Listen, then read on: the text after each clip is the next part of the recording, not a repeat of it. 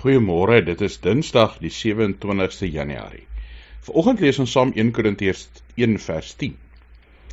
Hier skryf Paulus: Ek pleit by julle broers, in die naam van ons Here Jesus Christus, dat julle almal eensstemmig sal wees, dat daar nie verdeeldheid onder julle sal wees nie, maar dat julle volkome eensgesind mag wees, met dieselfde denkwyse en dieselfde oortuiging.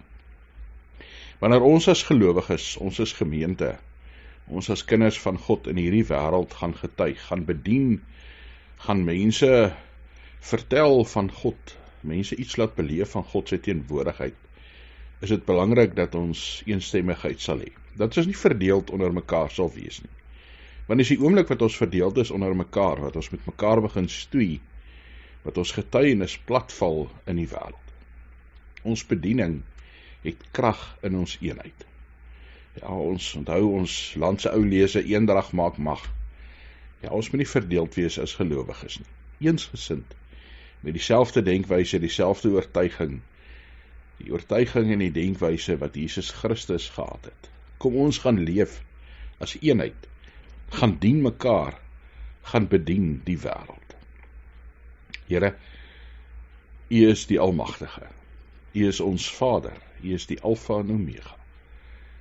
Here, ons bid dat U deur die Heilige Gees, ja Here, deur U woord, ons wat U kinders is, ons wat U gemeente is, saam sal bind in 'n eenheid. Here, ons bid dat U asseblief ook dit wat ons verdeel sal wegneem. So maklik ons menslike oordeele, gewoontes, voorkeure, afkeure.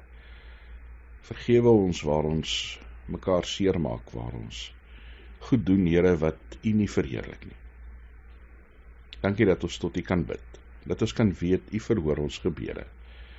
Here, ons bid dat U asseblief vir ons sal krag gee vir hierdie dag wat voorlê, dat U vir ons sal wysheid gee oor hoe om die uitdagings van die lewe te hanteer. Gebruik ons as U getuies.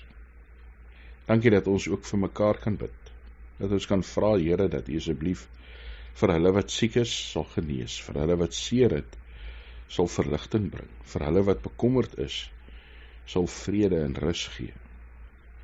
Ons plaas ons vrese en ons kommers, ja Here, ons hele lewe in U hande. Ons bid dit in Jesus Christus se naam. Amen.